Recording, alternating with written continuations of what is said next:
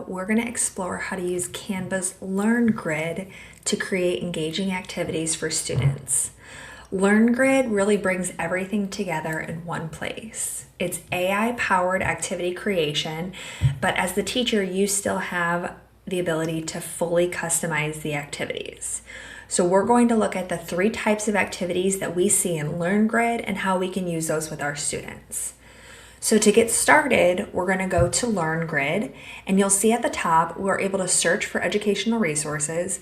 We can filter it out by grade level or subject. So if you're looking for something general, you're able to find that in this area. We can also browse by subject. And then finally, if I go down to what's new, I'm going to see all the learning resources that are available, and you're going to see a lot of different things in here. We're going to start though by looking at the 3 different types of activities that Canva Learn Grid can create for you. So we have worksheets. Worksheets are going to be either printer friendly or digital activities for solo student work. Next, we have interactive games that really puts the students into a real life scenario and they're able to practice some of the skills that they've learned. And then finally, whiteboards. That's great for collaborative work or even solo work, but it gives the students a place to think about the ideas that you've been talking about in class. So let's start with whiteboard. I'm going to click on whiteboard here. And once I get into a category like whiteboard, I'm going to see several different types of whiteboards available to me. So I can kind of browse and see which one is going to meet the learning standards that I might want to be covering that day. In this example, we're going to look at key events timeline. Next, I'm going to make sure that my Indiana curriculum is selected, and I'm going to select my grade level. In this case, I'm going to go with 4th grade and social studies. Now, what you'll notice with this one is when I select social studies, those topics have gone away. That's not a problem though, because I have access to my Indiana state standards and I'm able to just copy and paste that standard right in there. So we're going to be looking at how Indiana became a state as part of the United States. Then I'm also going to ask Canva to make it relevant for my students. So I want them to create a collaborative timeline that tracks the major milestones of Indiana actually becoming a state. And then that's it. I'm just going to select this create activity. And once that activity is created, it's going to show up in the bottom right-hand corner. It will also show on my Canva homepage. So let's take a look at what that activity looks like. So I can see here my activity has been created, and this is a whiteboard, which means it's an infinite canvas. So if I actually scroll out, I can see all the whiteboard activity here, and then I can also scroll in. Side note for K-5 teachers, this is a great activity to do on your whiteboard. So it works out really well when you have that interactive screen. But for everybody, students are able to easily manipulate any of the items within here. So of course, I'm going to tell you the thing that I tell you always with AI is you do want to make sure that you go through absolutely everything in the content here to make sure it's appropriate and correct information for your students. But I can see I've got some directions here at the top, and then I have events down here. Students would be taking these events and moving them over into the space, and then they're going to add an image here. When they add an image, all they need to do, we'll just add an image of Indiana state flag, is click and drag that image into the placeholder. So really easy for students to manipulate the content. I am also able to, prior to giving this to students, actually add things to it. So if I want to change the design a little bit, I'm totally able to do that. Maybe I want to add some elements to the top or even change the coloring of the design. I can easily do that here just by dragging in any elements that I'd like. So this is a whiteboard activity. Again, this is completely customizable for you as the teacher, and it's really just a jumping off point to help you get started in this. All right, next, let's take a look at worksheets. So we have 2 different types of worksheets within Canva Learn Grid. The first one is a printable worksheet. So we can see these 3 worksheets here: calculation, write a summary, and mixed review. These are going to be easily printable by you as the teacher. They will also in addition to the digital worksheets, but these printable worksheets will also come with an answer key. So that's just something to note.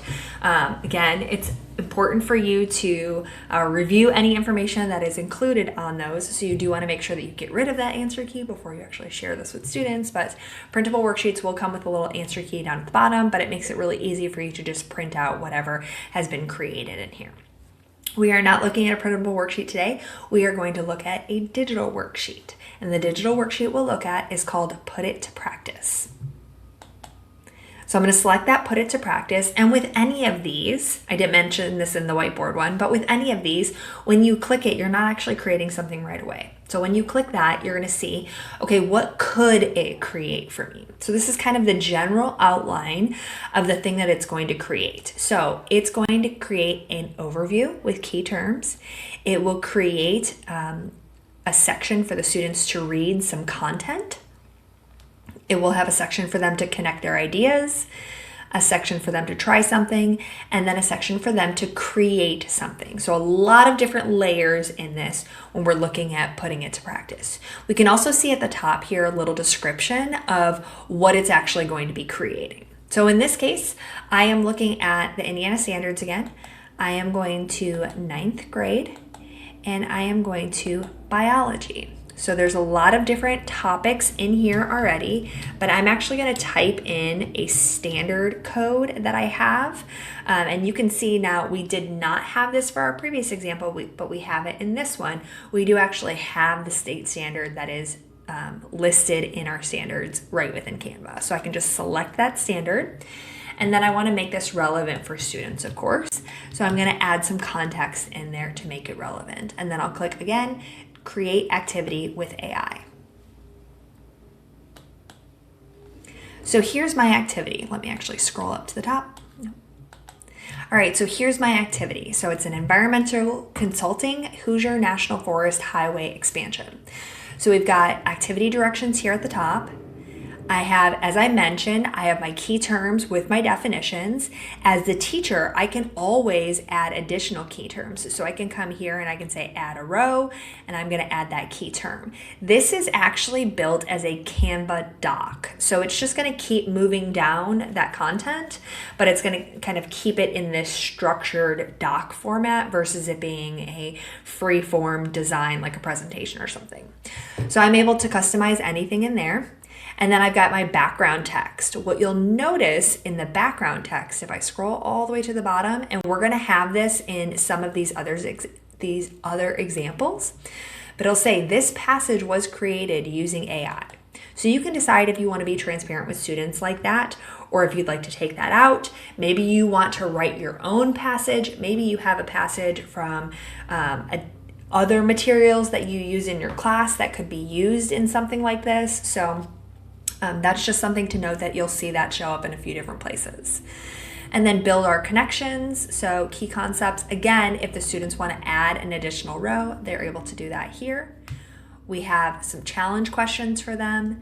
And then finally, show what you learned. So this is, I think, unique to this particular activity. We might see it in other activities, but it's definitely unique to the worksheet activities in Canva. This show what you learned. So you'll see double click to design here. I love this. This is awesome because it really integrates everything, allowing the students to be creative. So when the students are ready to create in here, they are going to double click. And what you'll notice is a Canva design will pop out, and they will have the ability to design their own thing, whatever. In this case, it's just going to be a graphic, but they're going to design this. So they can get rid of this part. They're going to design whatever they want to, and then they'll click save, and it's going to add it back to that Canva doc. So in this case, they have information up here about what the students actually need to design, but they're going to be able to add that in there. So let me just add a quick design. I know we're talking about a forest in this one, so I'm just going to add a picture of a forest so we can see what that looks like when the students actually add something to their design.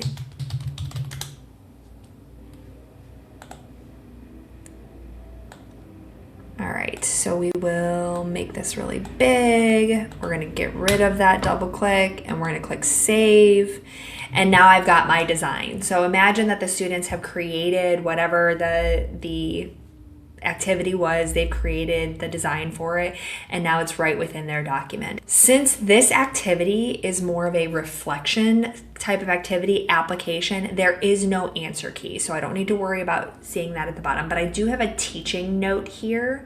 And it does say this was generated by AI to give you a head start, not the final word. So this is not saying like, hey, this is the only thing that you need to do. You probably will need to adjust some of the things in this activity. I can see like spelling errors and all of that kind of stuff. So there are some things that I need to adjust in there, but it does give you a nice head start in creating that activity. If you are looking for a way to level up this sort of creation here, I highly recommend using Gemini as a thought partner when you're wanting to create these activities. You can add your standards to Gemini and say, help me create a worksheet for this type of activity covering this standard on LearnGrid in Canva, and it can help you with some of these things. So that is our worksheet example. Last up, we have our interactive games. So with our interactive games, we have 5 different options here, and you will need to select one of these options. And what you'll see when I go to create this is it's actually going to pull out a Canva code page. So let me do the activity, and then I'll show you what I mean. All right, so I'm going to do a categorize it activity. I am using Indiana standards again, of course. I'm going to 7th grade math. It does not have my standard, unfortunately, but that's all right. I can add in my standard there, and then I'm going to add some relevant information. This example, for instance, is going to use the Indiana State Fair as our scenarios. And then I'm going to choose to create activity with AI. So unlike the other activities where I see some activity being created here, this is going to code an activity for me, and you'll see why in just a second. Because when we created our worksheet or when we created our whiteboard, those are sort of static, like it creates it one time and then I can go in and adjust things. Where the interactive game, since it is interactive and it's giving students feedback, it needs to be more of a coded activity. So we'll let this code for just a second and then we'll see what it created. Now that it's finished creating my activity, I can actually play that activity. I'll call it play my activity.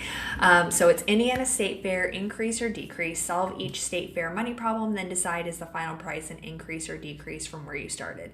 This one happens to be a really good, I think like pre-lesson activity, just maybe something to introduce, percent increase, percent decrease, just to see, like gauge where your students are. So I'm gonna type in a name.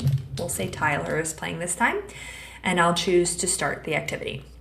So then I can read each of these scenarios and I'm able to add if it was an increase or decrease. Now I am just going to randomly put these in here and we're going to see what happens because we want to see what happens when we choose this check answers. So if I do check answers, okay, I can see I have 4 of them wrong. I can either try again or reset. If I reset, it's gonna bring all of them to the bottom. If I click this try again, it's gonna shoot those 4 that I did incorrectly, and it will allow me to do those 4 again. So it said it dropped, it was a discount, markup, and now I can check my answers. So my score in this time was an 8 out of 8. As the teacher though, I want to know how many times did it take them to finish this activity? How many times did it take them to get all of them correct? What was their score the first time? What was their score the second time? So at the top here, you can see this data button that I have. And if I select the sheet, it is actually sending all of those student responses to a Canva sheet, and I'm able to see those in my data set here.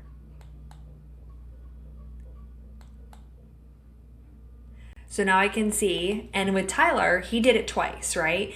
And even though he didn't completely reset the activity, it did show me that he completed that activity twice. So I am getting that data as a teacher. So how do I share this with students, right? There's a lot of questions with that. So I'm actually going to go back to my whiteboard and my worksheet to show you how to share those with students. And then we'll pop back into our interactive game and we'll talk about how to share those with students. All right, so whether I am wanting to share a whiteboard or a worksheet, it's going to be very similar.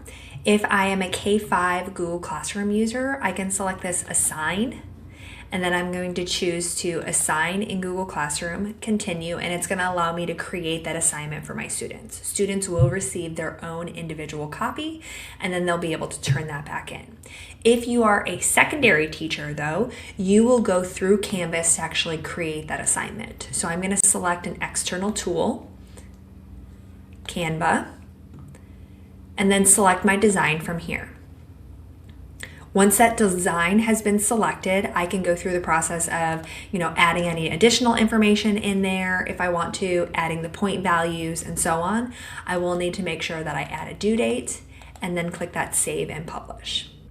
Finally, if I want to create an assignment from this state fair activity, I can select, there's two ways to do this. I can choose to use in a design, or I can select to publish. I would recommend just going with publish. And then what I can do here is give it a name, State Fair, click publish, and now this is going to give me a link for my students to use to participate in this activity. Whether I'm using Google Classroom or Canvas, or some other way to get it to students, all I have to do is copy and paste that link in for my students, and then they're able to participate in that activity. When they type their name in here, that's when it's actually going to publish into that spreadsheet where I have all of those responses. So no matter what type of activity you are creating, it is very easy for you to share that with students and create lots of different types of activities in Canva using some of the AI-powered tools that they have. Thanks for watching.